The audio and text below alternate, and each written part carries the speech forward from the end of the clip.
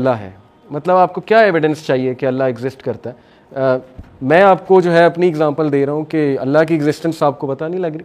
जब आपका purpose clear है और अल्लाह आपको कनेक्ट कर रहा है और आप हैरान होते हैं, मिरेकल्स देखें आपने लाइफ में। ओके, सो दिस इज़ 2015 और to sum it all up के व्हाट क्लिक्ड मी, मुझे किस चीज़ ने क्लिक किया था? हर एक की जर्नी है। मुझे क्या चीज़ क्लिक करती थी जब मैं यूनिवर्सिटी में था? ये 4 क्वेश्चंस मुझे क्लिक किए as a youngster, as a teenager. Why life is so artificial? पता नहीं, मुझे नज़र आ गया उस टाइम पे कि जब मैंने लेंस उतारा उसका। हम लोग ना एस्केपिज्म में जाते हैं, हमें पता है ये सब आर्टिफिशियल है, ये दोस्तियाँ और ये बैठ के शीशे पीना इकट्ठे, सिगरेट पीना बैठ के इकट्ठे, ठीक है, ये सारी चीज़ें वी नो इसकी रियलिटी क्या है। मतलब ये मैं अपना पर्सपेक्टिव दे रहा हूँ। वी नो कि हमारी दोस्तियाँ कितनी खोखली हैं। वी नो कि लॉयल्टी एक बड़ी मुश्किल चीज़ है, किसी से लॉयल्टी लेना कि ये व्हाट्स द गारंटी, ये मेरा बेस्ट फ्रेंड है, what's the guarantee of his और हर लॉयल्टी कि बंदा मेरे साथ लॉयल रहेगा। फिर दूसरों को प्लीज़ करने के लिए most of us we live by others standards. मैं भी उन्हीं में से था जो इसलिए नहीं फैशन करता था कि मैं क्या चाहता हूँ, बल्कि इसलिए कि लोग क्या चाहते हैं, मैं किस तरह इन होऊंगा इनमें। एक वो कूल ग्रुप जो है हम उसको देख लेते थे और फिर कहते थे अब इनमें इन होना है, इनमें इन कैसे हुआ जाएगा। ये सारा का सारा मकसद था, ये सारा का सारा पर्पस था, विच इज़ ओके। देखें, ये जब हम जाते हैं यूनिवर्सिटी में एक पीयर प्रेशर होता है, फिर हम अपने पीयर्स में घुसना चाहते हैं। ये कोई इतनी मायूब बात नहीं अगर कोई एंटर होने के लिए उन जैसा बनना चाहे, अगर वो अच्छे लोग हैं, इंटेलेक्चुअल लोग हैं। लेकिन मैं यहाँ बात कर रहा हूँ आर्टिफिशियल लाइफ की। तो पहली चीज़ मुझे क्लिक की कि ये सब आर्टिफिशियल है, हमारे एथिक्स आर्टिफिशियल हैं, all are ethics are artificial. हम उसके साथ अच्छे होते हैं जो हमारे साथ अच्छा है, उसके साथ अच्छे हैं जो हमें फ़ायदा दे सकता है, जो हमें फ़ायदा नहीं दे सकता हम उसको मुंह भी नहीं लगाते। इसी तरह होता है ना, एक बंदा है कॉलेज में लूजर है, सारे उसका मजाक उड़ाते हैं, उससे कौन दोस्ती करेगा? इसका मतलब आर्टिफिशियल एथिक्स है। हमारे एथिक्स से डिफाइन होते हैं कि कौन कूल है, कौन अच्छा है, उसके साथ दोस्तियाँ लगानी। ये सब मैं देख रहा था अपने इर्द गिर्द उस टाइम पे। फिर एम आई हैप्पी, ये बड़ा एक वैलिड क्वेश्चन है, एम आई रियली हैप्पी? क्या मैं हैप्पी हूँ ये सब कुछ करके? मुझे खुशी मिल रही है, सुकून मिल रहा है? तो ये मैं सोचता था, ये सवाल मैं सोचता था। Do I really want to live the way I am living? क्या मैं ऐसे ही ज़िंदगी गुजारना चाहता हूँ जैसे मैं गुजार रहा हूँ? इसी तरह आर्टिफिशियल चलेगा सब कुछ, इसी तरह लोगों को खुश करके ज़िंदगी गुजरेगी?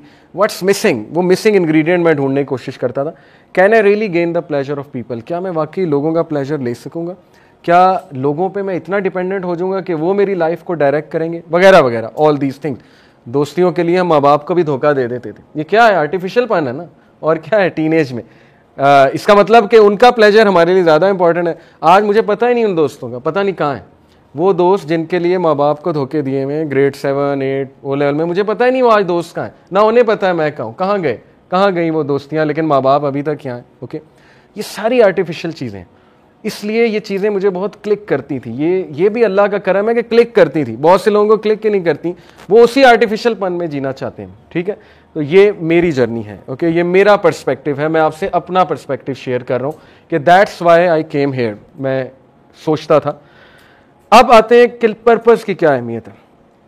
देखें, ये एक बड़ी ज़बरदस्त फ्लो चार्ट है कि 9 पर्पस का मतलब है वेग गोल्स हैं और 9 गोल्स हैं। जब मकसद नहीं है ना, मकसद से मुराद है बिगर मकासद भी होते हैं, छोटे मकासद भी होते हैं। आपने एक जर्नी पे जाना है, उसका एक मकसद है। अपने फैमिली वालों के साथ मरी जाना है, उसका मकसद क्या है? रिक्रिएशन है। उसका मकसद क्या है? फैमिली बॉन्डिंग है। जब आपको एक क्लियर है तो अच्छी बात है। जब आप कहते हैं कि बस निकलो और चलें, तो फिर बीच में बहुत कुछ होता है। फिर जो है वो वेग गोल्स होते हैं, फिर 9 गोल्स भी होते हैं, फिर बड़ा प्रॉब्लम्स भी आते हैं बीच में। वेग प्लान्स और no plans, random daily actions हैं। एक बंदे का मकसद ही कोई नहीं, वो सुबह रैंडम डेली एक्शंस करेगा।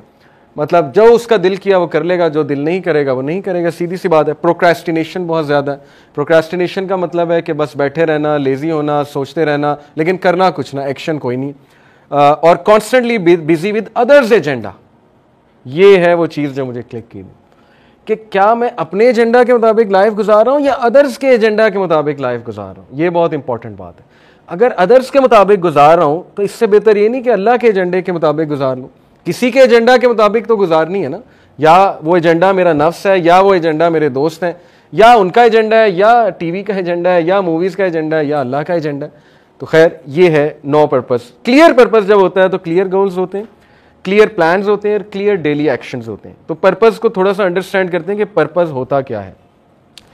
अक्सर मैं एक मिसाल देता हूँ, मैंने आपको पहले भी दी। जहाज़ में हमें कोई बिठा दे और कहे जी चलो चढ़ो जी जहाज़ में, हमें पता ही नहीं हम कहाँ जा रहे हैं, और वो आपको ये भी कहे कि जी 10 घंटे की फ़्लाइट है और जो खाना है खाओ मौज करो, लेकिन 10 घंटे बाद जहाज़ क्रैश हो जाएगा और दैट्स इट, ख़त्म। तो उस जहाज़ पे कौन बैठना चाहेगा कि 10 घंटे की फ़्लाइट है और हमें खाने पीने का भी कहा जा रहा है, चलो एंजॉय करेंगे, लेकिन उसके बाद क्रैश हो जाएगा, इज़ दैट इट? कोई मंजिल नहीं है। तो वो पायलट के हाँ कोई मंजिल नहीं है। यही है एथिज्म का वर्ल्ड व्यू। आ जाओ हमारे जहाज़ पे चढ़ो, एंजॉय करो, कोई लॉज नहीं है, खाओ पियो ऐश करो पार्टी करो, कोई हलाल और हराम नहीं है, कुछ नहीं है, जो तुम्हारा दिल करता है करो। उसके बाद क्रैश है, उसके बाद मर जाना है, मरने के बाद क्या हमें नहीं पता, उसके बाद हमें नहीं पता है। तो क्या मंजिल है? मंजिल कोई नहीं है। आ जाओ चढ़ो हमारे जहाज़ पे और let's solve world issues like poverty and unemployment and women issues and stuff. इस जहाज़ पे चढ़ के आओ, सॉल्व करते हैं।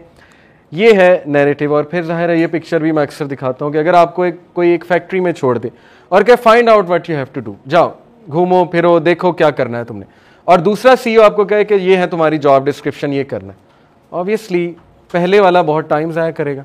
शायद मिल जाए शायद ना मिले, जैसे वेस्ट एक्सपेरिमेंटेशन में लगा हुआ है अभी तक। कम्युनिज्म, सोशलिज्म, कैपिटलिज्म, ठीक है ना, इज़म्स एंड स्किज़म्स की जंग अभी तक चल रही है।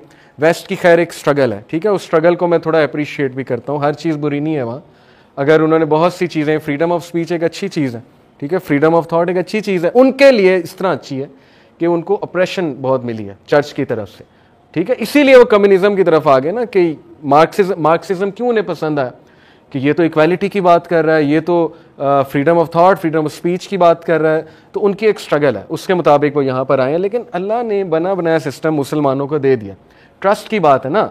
मेरा एक बॉस मुझे कहे या तो मुझ पर ट्रस्ट कर लो या फिर लगे रहो रिसर्च करो, फार्मूला निकालो लाइफ का। अब वो फार्मूला निकाल रहे हैं, वो फार्मूले में जो टेस्ट और ट्रायल हो रहा है उसमें कितनी जिंदगियां बर्बाद होती हैं, हु केयर्स। फेमिनिज्म पता नहीं कितने लोगों की जिंदगियां बर्बाद करेगा, आई डोंट नो। क्या पता फायदा दे, क्या पता बर्बाद करे। क्या कोई हतमी आपके पास डाटा है कि इस आइडियोलॉजी ने इतने लोगों का घर बर्बाद किया, इतने लोगों का घर संवारा? अगर तो किसी के पास है तो दे। कम्युनिज्म ने कितने लोगों की जिंदगी बर्बाद की है, कितने लोगों की जिंदगी संवारी है, इसका डाटा कहाँ है? हु विल टेल अस?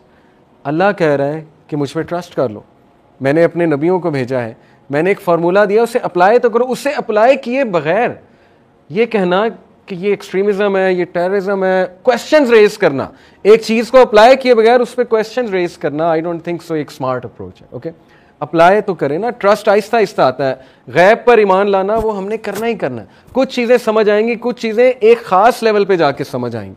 मुझे बहुत सी चीजें शुरू में नहीं समझ आती थी, ये क्यों ऐसा क्यों है, ये क्यों हराम है, वो क्यों हराम है। आज मैं क्रिस्टल क्लियर हूँ अल्हम्दुलिल्लाह।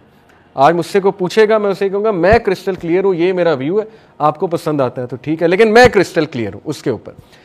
अगेन एक और मिसाल मैं अक्सर देता हूँ कि अगर ये लेन्स ना होती तो गाड़ियों ने, किसी ने इस तरह खड़ा होना था, किसी ने इस तरह, किसी ने उल्टा, किसी ने सीधा, वो सारी खिचड़ी पक जानी थी। आज ये हो रहा है ह्यूमैनिटी के साथ, डिफरेंस ऑफ ओपिनियन है। 10 फिलोसफर्स को एक रूम में बिठाए, उन्हें पूछें what's the purpose of life, लड़ाई हो जाएगी।